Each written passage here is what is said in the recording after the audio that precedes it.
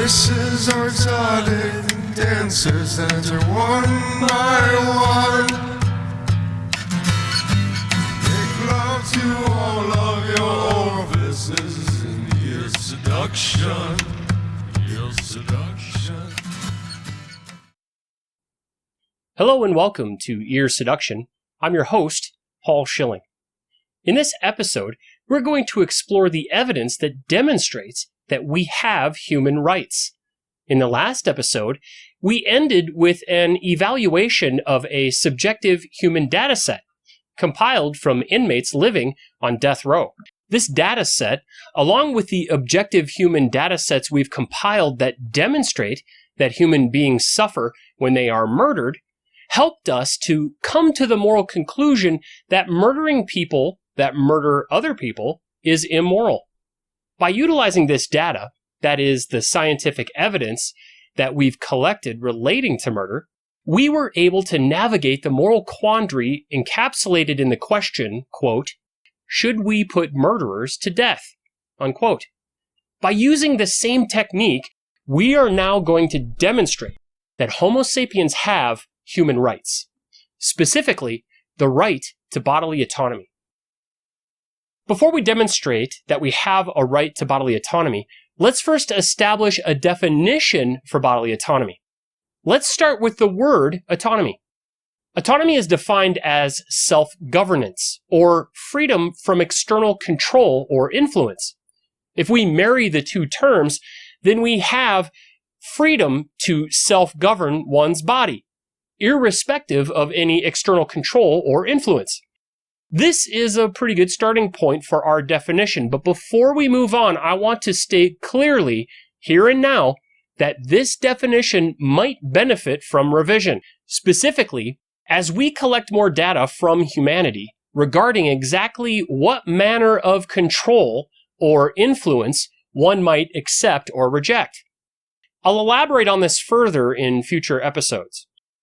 Just understand now that I'm not convinced that we have enough subjective moral data to fully understand the concepts of control and influence. However, I am convinced that the objective moral data is robust and conclusive. Thus, the objective facts should motivate us to collect and compile more subjective human data sets in order to attain the best understanding of what it means to control and influence humanity. So, let's start with the subjective human data sets that we do have regarding people's thoughts and feelings about their right to bodily autonomy. While the data that we currently have is admittedly poor, at least by the Schilling standard, it is still very clear that humans report flourishing when they have control over their bodies, and suffering when that control is taken from them, especially when the taking of that control is by other human beings. One such dataset that helps to illustrate this was published by the OECD, that is, the Organization for Economic Cooperation and Development. In a study conducted in 2019, the OECD found the following data. This table is entitled Percentage of Women Aged 15 to 49 Who Consider a Husband to be Justified in Hitting or Beating His Wife. There are a few things to notice about these data. The first is the nature of the question. This is a very odd question to ask, but interestingly, it was one of the only studies that I could find that seemed to utilize, at least partially, the Schilling standard. The next thing to notice is that there was not a follow-up question of, quote, why did these women feel that this behavior was justified, unquote. Perhaps, most importantly, these women were never asked if being beaten, justified or not, caused them to suffer. It's data like this that prompted me to notify you earlier that I'm not convinced that we've collected enough subjective human data sets to clearly define the words control or influence from our definition of bodily autonomy stated earlier. Thus, I suspect that we can improve on our definition of bodily autonomy by answering the additional questions I've posed, and many more. Anyway, the data clearly shows that in all cases except for South Africa, the vast majority of women do not believe that they should be hit or beaten by their husbands.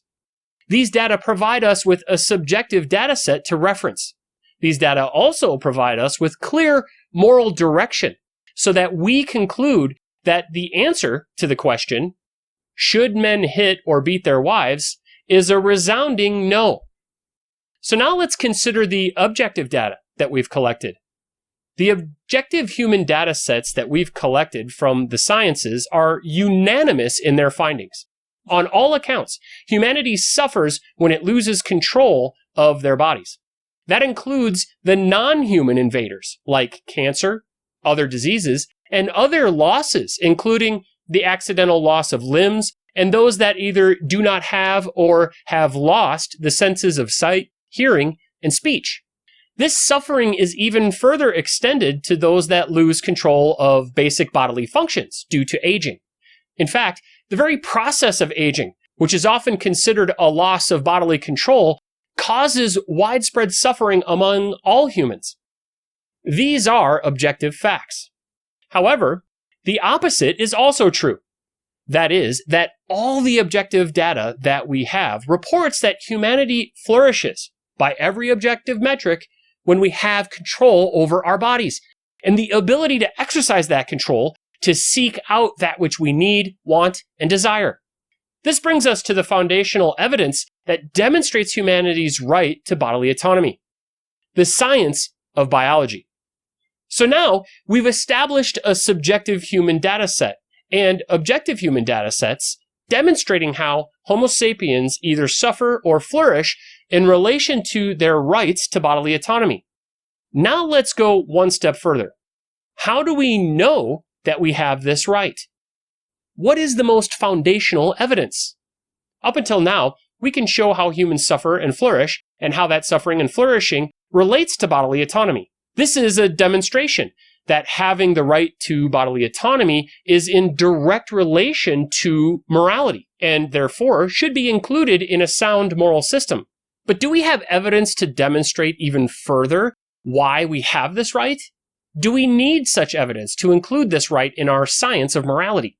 The truth of the matter is that we may not need further evidence. What I've already provided is sufficient, but we have more foundational evidence, so I'm going to go over it now. As this evidence relates to human rights, I'd classify it as the most basal evidence we have to demonstrate human rights. So let's get into it. The science of biology defines life as having basic properties.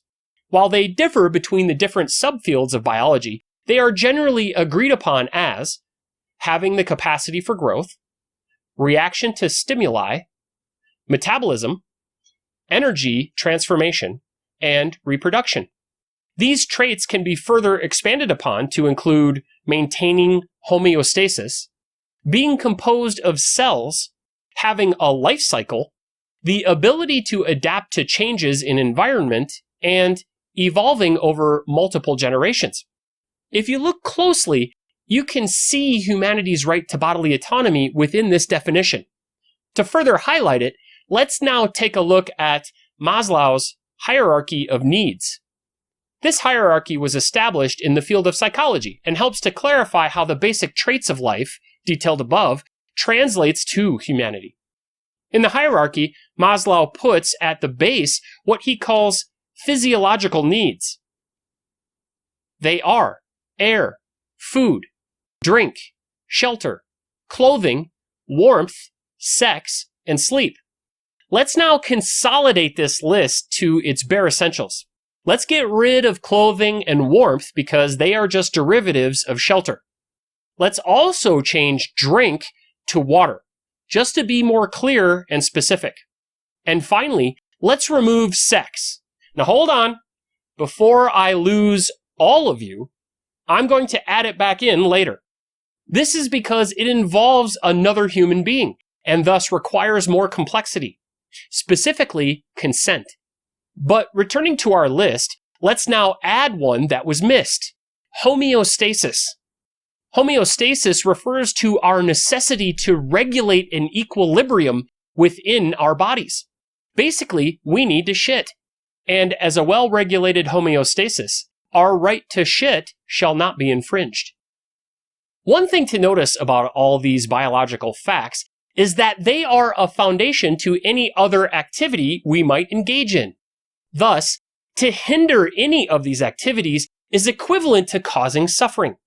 So when humanity is free to pursue these needs, they are said to flourish.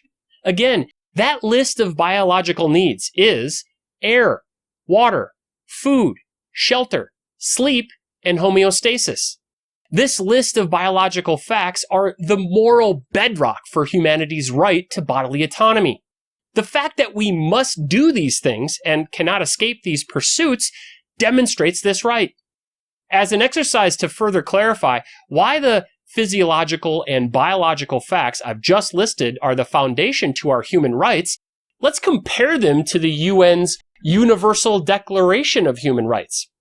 The first thing to notice about the UN's declaration is that none of the evidence for human rights is included in there. Not humanity's need for air, water, or shelter, and there is no mention of humanity's right to bodily autonomy, at least not directly. Those words, bodily autonomy, are not present in the declaration. In fact, there are no facts of biology or human physiology detailed out in this document at all.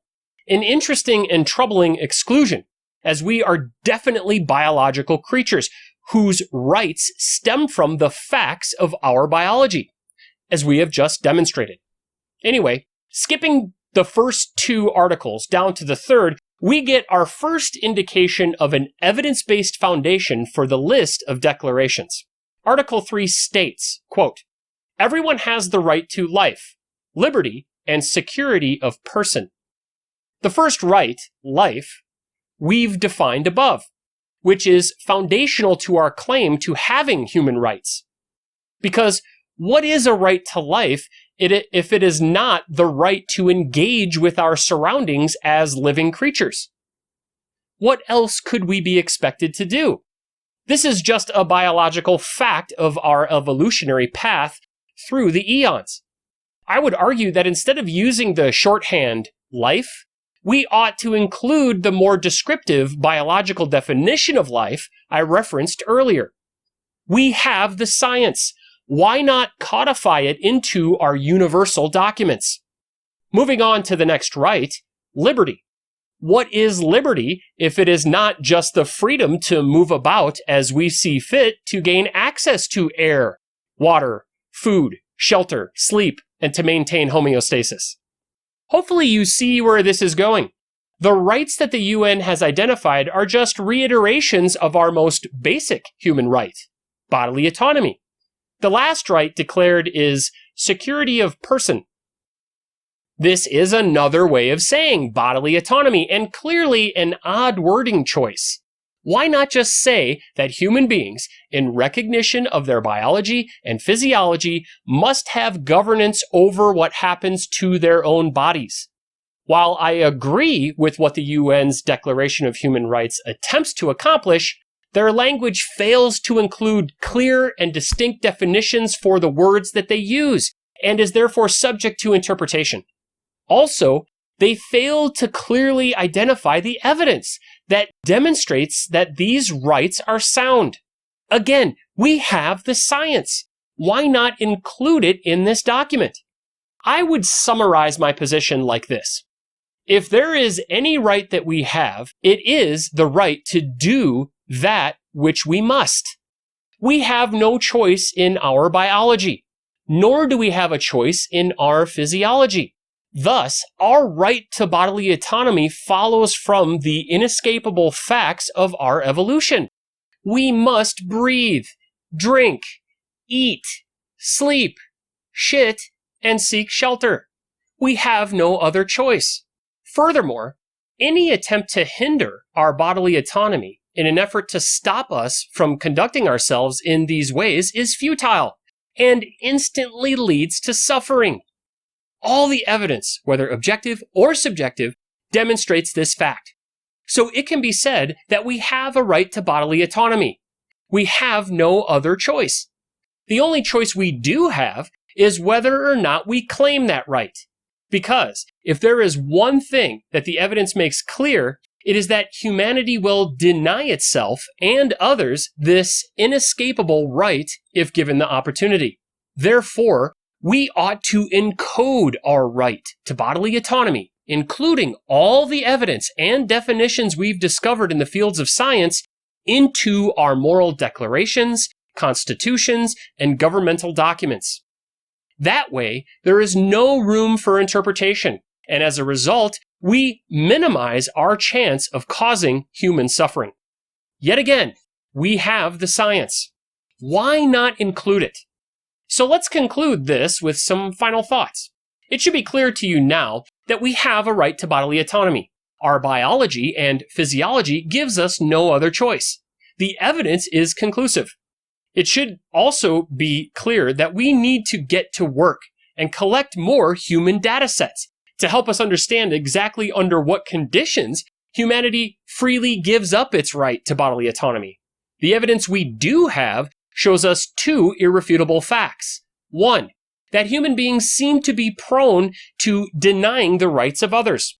Two, that human beings often fail to claim their right to bodily autonomy, even going so far as to believe that they don't have this right. This data is confusing, and the reason I hedged earlier and clearly proclaimed that I'm not convinced that our definition of bodily autonomy is fully accurate.